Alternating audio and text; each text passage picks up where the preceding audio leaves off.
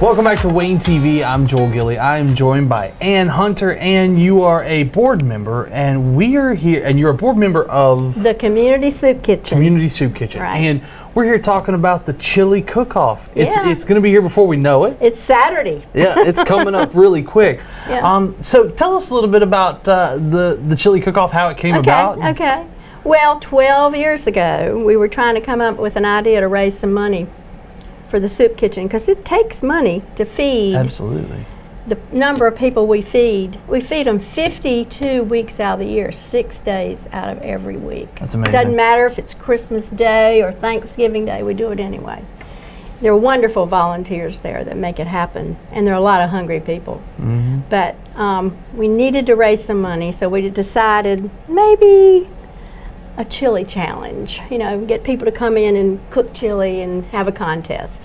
And so we did it, and the first year I think we raised $5,000. Wow. Which was a help, but Yeah. not enough. And from then on we started building up sponsorship and more teams that came in to cook, and before we knew it, we were making a lot of money. But we have to make, right now we have to make $137,000 a year to meet our expenses and to Wow. buy what food we have to buy. Although the community is very good about sharing their vegetables from their from their gardens, or bread from the bread makers, that kind of thing. But we still have to raise a lot of money. And so what happens with the chili after it's done? It gets eaten. That's the whole thing That's about it. the best part, right? Yeah, you pay $5 to come in to the chili challenge, which is on it's in the John Street parking lot, between the John Street and the Center Street, and it's right behind the Shamrock. So you go in. If you've had a ticket already, it's $5. You can buy a ticket at the entry for $5. All kids under 5 are free. Oh, wow. And you go in at 11 o'clock in the morning. That's when it opens, and there'll be 17 chili cooking teams there. Yeah. And you can go around and taste all you want and decide which is the best. Oh, so it's fan voted. Well, there is one category. It's called People's Choice. Great. So you can decide who you like the best and put a little bit of money in their pot. Or you can wait and see what the judges decide. We've got a very professional judge who oversees a group of about 20 people, and they blind taste. They have no idea whose chili That's they're... smart. They cannot be it's persuaded. Very fair. And so that one is the best tasting chili, and that is Okay. a prize winner as well. And then there's one more, the booth prize. Now, you wouldn't believe it if you haven't been to this thing, how people go all out decorating their booths. I'm sure. And with Halloween close by, you can imagine some crazy things you're going to see. I want to talk to you about, I have a list of some of the teams. Okay. Because the really cool thing about this event is a lot of the teams are teams you would not think would be in the chili cook-off. We've got like Immediate Care of Goldsboro. We've got, let's see, Benton and Sons, T.A. Loving. Goldsboro Police Department's going to be there. Seymour Johnson Fire Department's going to be there. The Elks Exactly. Lodge. Let's see, Cornerstone Church. Yeah. And then there's just a family. Oh, that yeah, has the Ruffinos. The Ruffino family, they evidently have a really good chili, and so they're going to enter it in. So, I mean, it's really cool because you've got groups from all different walks of life, all different size groups that are going to be there cooking chili. You're right. So how does the competition happen? Do they start with the same ingredients? How does that work? Well, they're allowed to cook their meat ahead of time. Okay. But they can't use anything artificial, like, something out of a can, fake chili, none of that. And you can do it pretty much however you want to, but you actually finish cooking it on site. So the teams come in at 8 o'clock in the morning and they set up their pots, and you smell it cooking as you walk around. So it's really fresh. That's great. And you are allowed to taste each one as you go around. And you can go around again and again and kind of make up your mind about which one you think is the best. And that's called People's Choice. Yeah. So. That's great. It's the benefit for the Community Soup Kitchen here in Goldsboro. It's only $5. It's great for the family. Like you said, kids under 5 are free, so it's a great weekend activity. Plus, now that it's cooling down, who doesn't want some good chili on the weekend? Absolutely. You know? It really is going to be. It's going to be a hit. Really is. And so it's this Saturday, 11 a.m. to 2 p.m., correct? Yes, and so I assume at 2 p.m. that's when the awards are going to be handed out? Exactly. Okay. Mm-hmm. And it's John Street parking lot right there behind the Flying Shamrock. Any other thing that we need to talk about? Well, I'd like to talk about just a minute about prizes. Oh, that's right. We didn't even talk about that. This is very important. The most important part. The prizes are handmade, beautiful pottery bowls. Soup kitchen, we got to have soup bowls. But they're big and they're beautiful, and they're made by Randy Wright, who was a fireman. Really? Yeah, here in Goldsboro, and he is retired from that, and he's enjoying. Makes pottery now. Oh, he's good, and he's very really prolific. Cool. So those are much sought after. I happen to know of some teams that have actually built cases to show off their winning bowl. A bowl case, kind of like a trophy case. Yeah. Well, a trophy's cool and everything, but that's just handmade and local too, which is even better than a trophy, right? It's a great thing. It really is. Yeah. And so this is something that you guys do every year, so people need to go ahead and also if they want to have a team, they need to go ahead and start thinking now for 2019. Yeah. Right?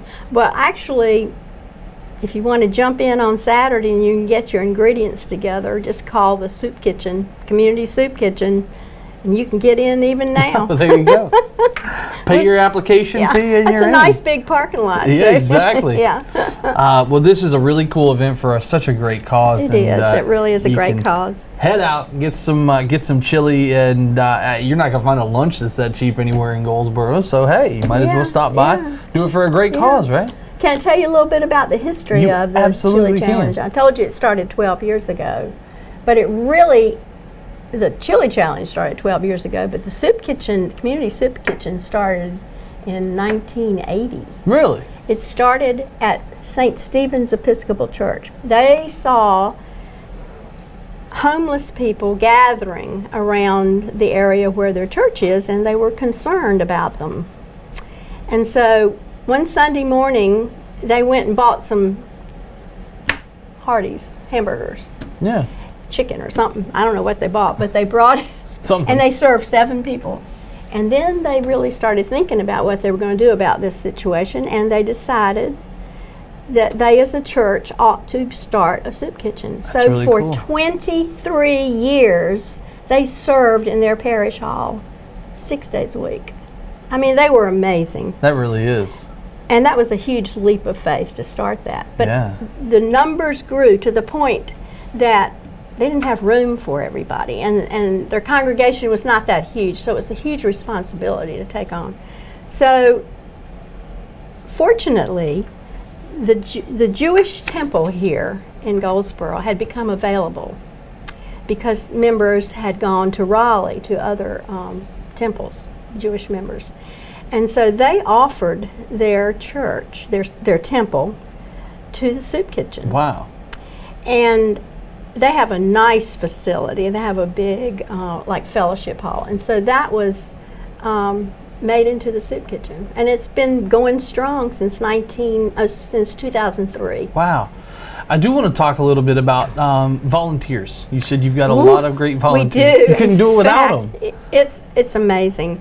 A lot of people have just fallen in love with being a part of the soup kitchen, and they come. Some of them come every week. That's awesome. And yet there are a lot of people who are interested in volunteering and helping, and that's what I wanted to talk about. That's always a draw.